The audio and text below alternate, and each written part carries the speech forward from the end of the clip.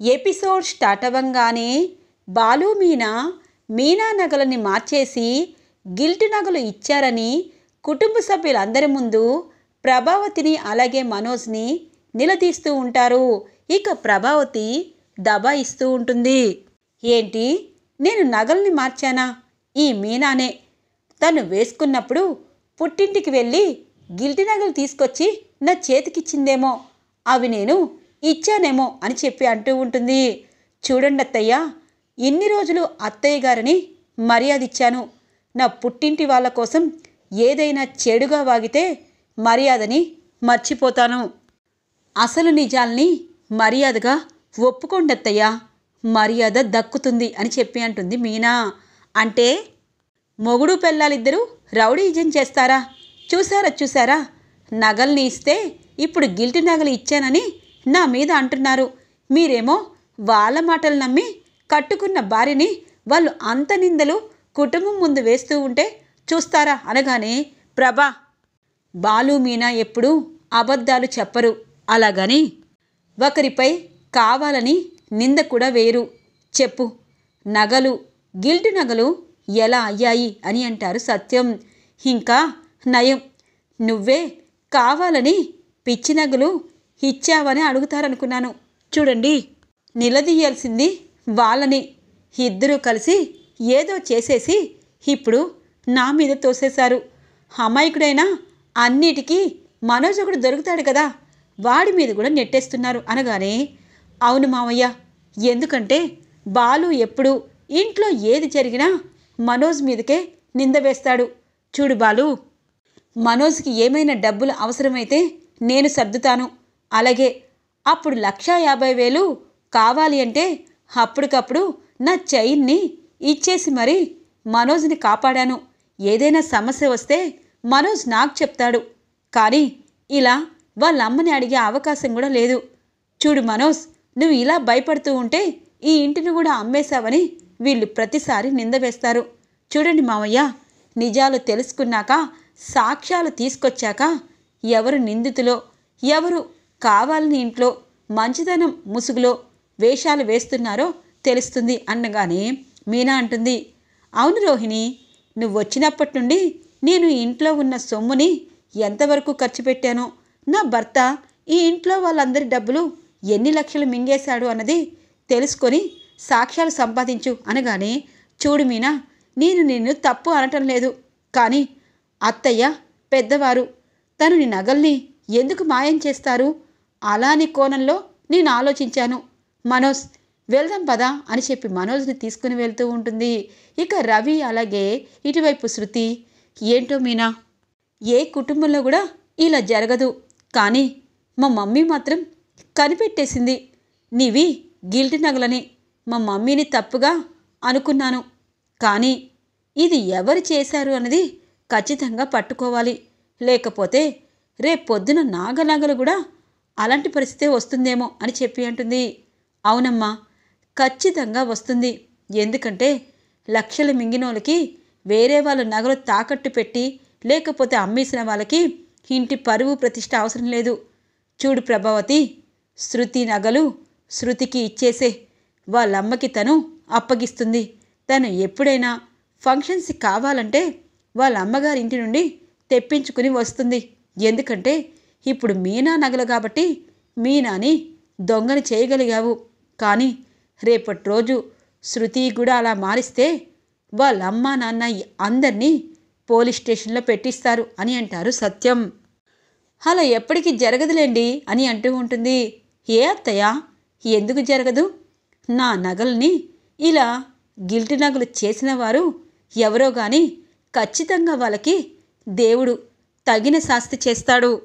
మంచి వాళ్ళపై నింద వేస్తే ఎవరికి కళ్ళగంతలు కట్టినా దేవుడికి కళ్ళగంతలు కట్టలేరు కదా. ఆ దేవుడు ఖచ్చితంగా వాళ్ళకి ఏదో ఒక రూపంలో తగిన శిక్ష వేస్తాడు.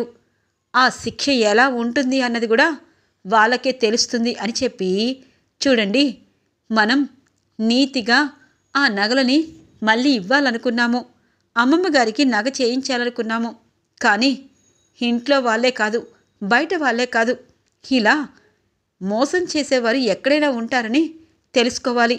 ఇప్పటి నుండి మీ డబ్బులు కూడా పైసా పైసా కష్టపడి పక్కన పెట్టండి. అనవసరమైన వాళ్ళ కోసం కష్టపడద్దు అని చెప్పి అంటూ ఉంటుంది మీనా. ఇక సత్యం ప్రభావతి వైపు కోపంగా చూస్తూ ఉంటారు. ఇది ఇలా ఉండగా ఇక మీనా బాలు మాట్లాడుకుంటూ రవి రెస్టారెంట్కి వస్తారు.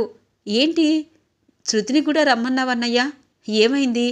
నిజంగా వదిన నగలు గిల్డ్ నగలు ఎలా అయ్యాయా అని పొద్దున్నుండి ఇక్కడ రెస్టారెంట్లో ఏం వండాలో తెలియక ఆలూ బజ్జీ ఇలాంటివన్నీ చేసేశాను అనగానే, అవును బాలు, నాకు కూడా మైండ్ పనిచేయలేదు. డబ్బింగ్ కూడా నేను వేరే వేరే వాయిస్ ఇచ్చాను. ఇక మా సారు ఇంటికి వెళ్ళమ్మా అని పంపించేశారు. సరే చెప్పండి, మేమేమైనా సహాయం చేయాలా అని అంటుంది శృతి. ఇక మీనా అంటుంది, చూడు శృతి, రవి, నేను మీ అన్నయ్య ఎలాంటి వాళ్ళము అన్నది మీకు తెలుసు. ప్రాణం పోయినా ఒకరి రూపాయి కోసం ఆశపడము. అలాగని మా దగ్గరున్న రూపాయి ఎవరికైనా ఉపయోగపడుతుందేమోనని ఇస్తాము. కానీ నగలు ఖచ్చితంగా అత్తయ్య మనోజ్ మార్చేశారు అనగానే, వదిన అంత కరెక్ట్గా ఎలా చెప్తున్నావు అనగానే, ఎందుకంటే అత్తయ్య మాటల్లో తడబాటు ఉంది. మీ మనోజ్ అన్నయ్య భయపడుతున్నారు, అక్కడే అర్థమవుతుంది కదా. కానీ వాళ్ళు నిజాలు ఒప్పుకోవటం లేదు కదా అని అంటుంది శృతి. నిజం ఒప్పుకుంటారు. నిజం చెప్పాలంటే వాడి రూమ్లో ఇదిగో ఈ గిల్ట్ నగలు కొన్న స్లిప్పు దొరికింది, తీసుకొచ్చాను అనగానే, అయితే నిజమే అన్నయ్య, అన్నయ్యకి అమ్మ ఇచ్చినట్టుంది. ఆ ఫర్నిచర్ షాప్లో ఏదో పెట్టాడేమో అనగానే, ఎవరు ఏం పెట్టారో తెలియదు రవి, కానీ ఆ నగల విషయంలో మా పుట్టింటి వాళ్ళకి చెడ్డ పేరు వస్తుంది. అలాగని అమ్మమ్మ ఇచ్చిన నగల్ని వృధాగా వదిలేయడం నాకు ఇష్టం లేదు అనగానే, తప్పకుండా వదినా అని చెప్పి శృతి ఎక్కడ గిల్ట్ నగలు కొన్నాడో ఆ షాప్కి నువ్వు ఎంక్వైరీ చెయ్యి అనగానే, అవసరం లేదు బాలు, నేను ఈ నెంబర్కి ఫోన్ చేసి మీరు గిల్ట్ నగలు కొన్నారు కాబట్టి ఒక మంచి గిఫ్ట్ ఇస్తాము, మీకు ప్రైజ్ వచ్చిందని చెప్తాను. అప్పుడు మనోజ్ వస్తాడు కాబట్టి ఆ నగలు ఏమేం కొన్నాడో దొరికిపోతాడు. అప్పుడు చచ్చినట్టు వాళ్ళే తీసినట్టు అవుతుంది అనగానే, సరే బ్రబ్బుడమ్మా అని అంటారు. ఇక శృతి ఫోన్ చేస్తుంది మనోజ్కి. ఎవరు మీరు అనగానే, మీరు ఆదివారం రోజు గిల్ట్ నగలు కొన్నారు కదా, ఆ నగల షాప్ ఓనర్ని అనగానే, అయితే అని అంటారు. మీ కూపన్కి ప్రైజ్ వచ్చింది, వచ్చి తీసుకువెళ్ళొచ్చు అనగానే, నేనే కొన్నానని నువ్వెలా అంటావు అని అంటారు మనోజ్. ఎలా అంటానంటే ఇక్కడ ఫోన్ నెంబర్ ఇచ్చారు కాబట్టి అని అంటారు. ఓకే ఓకే, గిఫ్ట్ ఏంటి అని అంటారు. మీరు గిల్ట్ నగలు ఎంత కొన్నారో అంత ప్రైజ్ మనీ మీకు వస్తుంది, పైగా సేమ్ అదే సెట్ని మీకు ఇస్తున్నాము అని అంటారు. ఓకే థ్యాంక్ యూ, ఎందుకంటే అదే సెట్ ఉంటే ఎప్పుడైనా పనికి రావడం కాదు, ఎప్పుడైనా ఇటువైపు రోహిణికి ఇవ్వచ్చు, ఎందుకంటే రోహిణి పసుపు తాడుతో ఉంది అని చెప్పి మనోజ్ అనుకుంటూ ఉంటారు. మనోజ్ తను కోల్డ్ కవరింగ్ ఇచ్చిన నగల షాప్కి వెళ్తూ ఉంటారు. ఇక అక్కడికి వెళ్ళగానే నకిలీ నగల షాప్ ఆయన అంటారు, చూడండి మీకు మేము ఫోన్ చేయలేదు, ఇక్కడ అలాంటి ఆఫర్లు ఏమీ రాలేదు. కానీ ఒకటి మాత్రం నిజం, మిమ్మల్ని ఎవరో ఏదో రకంగా ఇరికించాలనుకుంటున్నారు. మీరు సేమ్ ఫోటో తీసుకొని మా దగ్గరికి వచ్చారు కదా, అవే నగలు తీసుకువెళ్ళారు కదా, ఒకవేళ మీరు నగలు మార్చిన సంగతి అవతల వాళ్ళకి తెలుసుంటుంది, మిమ్మల్ని బకరా చేస్తారు అనగానే ఒక్కసారిగా మనోజ్ ఉలిక్కి పడతాడు. అమ్మో, నన్ను ఇరికించేటట్టున్నాడు ఆ బాలు, నేను వెళ్ళిపోవాలి అని చెప్పి మనోజ్ అక్కడి నుండి వెళ్ళిపోతారు. ఇంతలో బాలు ఇక అదంతా వీడియో తీసుకొని, చూడరా మనోజ్, నువ్వు లోపలికి వెళ్ళావు, ఇప్పుడు వెళ్తాను అని చెప్పి షాప్ ఓనర్ దగ్గరికి వెళ్తారు. చూడండి, ఒక ఆడపిల్ల నగల్ని సేమ్ లాగా చేపించిన ఆ వెదవికి మీరు సపోర్ట్ ఎలా ఇస్తున్నారు అనగానే, మేమేం సపోర్ట్ ఇవ్వలేదు, కానీ ఏదో మతలబు జరిగిందని అర్థమైంది, కానీ కస్టమర్ గురించి మీరు చెప్పకూడదు అనగానే, వాడెవడో కాదు మా అన్నే, మా ఆవిడ నగల్ని అమ్మేసేసి అలాంటి గిల్ట్ నగల్ని తీసుకొచ్చి చేయించాడు, మీ దగ్గరికి వచ్చాడు, అందుకే నేను ఇక్కడికి వచ్చాను అనగానే, అవునా, ఇదిగో ఈ స్లిప్లో ఉన్న సేమ్ నగల్ని మాకు ఇవ్వమన్నాడు, మేము పక్కపక్క షాప్లో ఉండి వెతికిచ్చాము. ఇప్పుడేమో ప్రైజ్ మనీ అని చెప్పి మీరే బురిడి కొట్టించినట్టున్నారు. ఇక మా షాప్కి చెడ్డ పేరు రాకూడదు కదా అనగానే, చాలు ఇన్ఫర్మేషన్ ఇచ్చారు కదా అని చెప్పి బాలు ఒరే అయిపోయావు అని చెప్పి బయటికి వస్తారు. ఇది ఇలా ఉండగా ఇక మీనా రోడ్డు మీద నడుచుకుంటూ వస్తూ ఉంటుంది. అత్తయ్య, ఎందుకు ఒక్కొక్కరిని ఒక్కోలా చూస్తారు? మా అమ్మ వాళ్ళు ఎప్పుడైనా మీకు ₹1 కూడా అడిగారా? ఏదైనా జరిగితే పుట్టింటి వాళ్ళకి ఇచ్చేస్తుంది, పుట్టింటి వాళ్ళకి దోచిపెడుతుంది, పుట్టింటి వాళ్ళు దొంగలు, ఇలా నానా మాటలు అంటున్నారు. ఈరోజు ఎవరు అడగలేరనే కదా నా నగల్ని తీసుకువెళ్ళి మీ ముద్దుల కొడుక్కి ఇచ్చారు. ఇప్పుడు గిల్డ్ నగలిచ్చి ఇంకా చోద్యం చేసినట్టు దబాయిస్తున్నారు. చూడండి అత్తయ్య, ఇది తప్పు అని చెప్పి మనసులో అనుకుంటూ బాధపడుతూ ఉండగా ఇక వెహికల్ ఒకటి గుద్దయిపోతూ ఉంటుంది. ఇంతలో మీనాక్షి రంగా అమ్మ మీనా అని పక్కకి తప్పిస్తారు. పిన్ని ఏం లేదు అనగానే, ఏమైందే మీనా? మీ అమ్మమ్మ నీకు మంచి గిఫ్ట్ ఇచ్చింది కదా, సంతోషంగా ఉండకుండా ఇలా దిగులు పడుతున్నావేంటి అని అంటుంది కామాక్షి. పిన్ని, ఒకటి నిజం చెప్పనా? నా మెళ్ళో నగలు ఆ రోజు శృతి వాళ్ళమ్మ గిల్టీ అన్నారు కదా, కానీ అవి నిజంగా గిల్టీవే. మా అత్తగారు ఇలా చేస్తారనుకోలేదు అనగానే ఇంతలో రంగా ఏమైందమ్మా మీనా అని అంటారు. మీరు అలాగే మా మామయ్య గారు మా అత్తయ్య గారు ఎన్నో సంవత్సరాల నుండి ఫ్రెండ్స్గా ఉన్నారు. ఇలాంటివి చెప్పకూడదు, కానీ నా నగలని ఏం చేశారో తెలీదు. నా నగలు గిల్టీ నగలని మా అమ్మ వాళ్ళపై నింద వేస్తున్నారు. ఇదిగో ఇప్పుడు అమ్మమ్మ ఇచ్చిన నగలు కాబట్టి ఆ నగల్ని కాపాడుకోలేనప్పుడు ఆమె ఇచ్చిన అపురూపమైన కానుకని కూడా ఎలా కాపాడుతామని అనుకుంటారు కదా పిన్ని అని అంటుంది. అమ్మాయి, నువ్వేమీ బాధపడద్దు. ఏమండి, మీరు ఇంటికెళ్ళండి అనగానే, ఏమైందే కామాక్షి అని అంటారు. సరే మీనా నాతో పాటురా అని చెప్పి కామాక్షి తన్ని ఇంటికి తీసుకుని వస్తుంది. ఇటు బాలు కూడా అసలైన సాక్ష్యాలు తీసుకొని ఇంటికి వస్తారు. ఇక రోహిణి ఇంటికొచ్చి, అత్తయ్య అత్తయ్య, ఆ మీనా బాలు ఇద్దరూ మిమ్మల్ని అలాగే మీ అబ్బాయిని దొంగ అంటుంటే మీరు మాత్రం ఏమీ అనకుండా ఎలా ఉంటారు అనగానే, ఎందుకనలేదు రోహిణి, అన్నాను కదా. అయినా మనోజ్ గారిని వెనకేసుకుని వచ్చినందుకు బాగా గురుమార్గం కూడా అవుతుంది అనగానే, అత్తయ్య ఆయనేం చేశాడు అనగానే, నీకు చెప్పి ఏం ఫలితంలే, అయినా కాఫీ కావాలి కదా, మీనా వస్తుంది, నాకు కూడా కాఫీ కావాలి అనగానే ఇంతలో మీనా వస్తుంది. ఇక సత్యం, అమ్మ మీనా మధ్యాహ్నం భోజనం కూడా చేయలేదు, మీ ఇద్దరు బయటే ఉన్నారు. ఎందుకమ్మా? ఏదో ఒకటి జరిగింది, అలాగే మా అమ్మకి నిన్ను నచ్చ చెప్తాను అనగానే, లేదు మామయ్య, అమ్మమ్మగారు మమ్మల్ని ఎంతగానో నమ్ముతున్నారు, అలాగని చేయని తప్పుకి నిందలు వేయించుకోవడం అంటే ఏ మనిషికి ఇష్టం ఉండదు అని చెప్పి అంటుంది. ఇంతలో బాలు, అవసరం లేదు మీనా, చెయ్యని తప్పుకి నువ్వు నింద వేసుకోక్కర్లేదు. ఇదిగో వీడే నగలని మార్చేశాడు.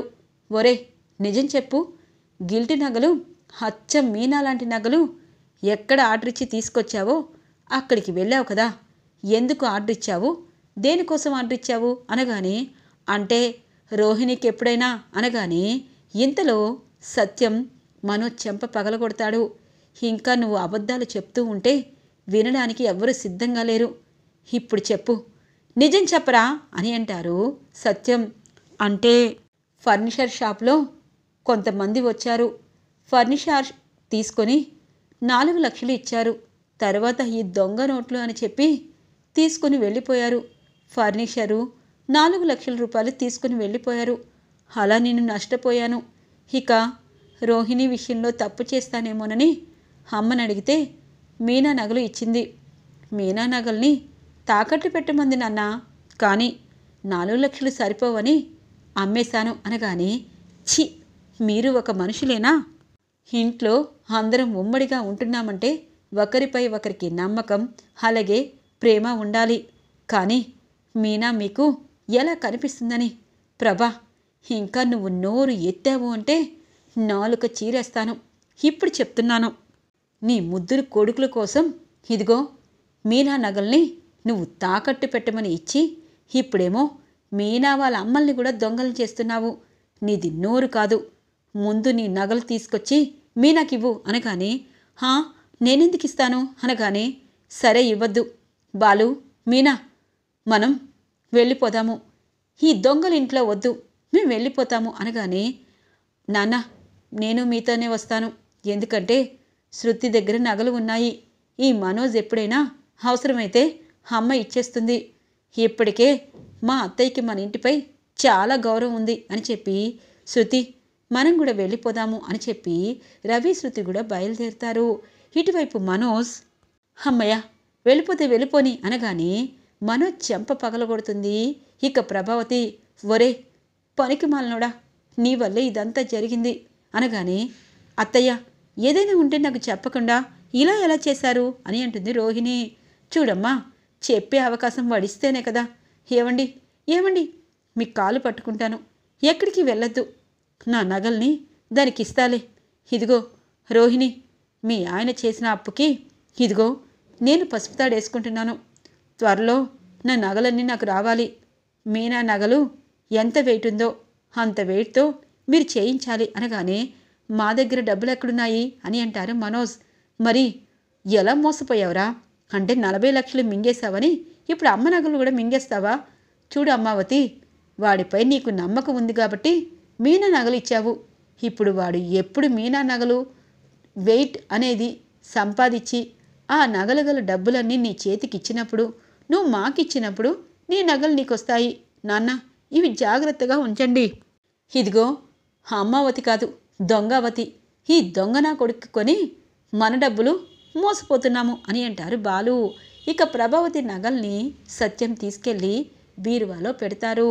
ఇక ప్రభావతి పసుపు తాడుతో, నన్ను బయట ఏమనుకుంటారో అనగానే, ఏమనుకోవడం ఏంటి? నీ కొడుకు చేసిన అప్పులకి తల్లిగా నువ్వు ఇచ్చానని చెప్పు, చాలా గౌరవంగా ఉంటుంది అని చెప్పి అంటూ ఉంటారు సత్యం.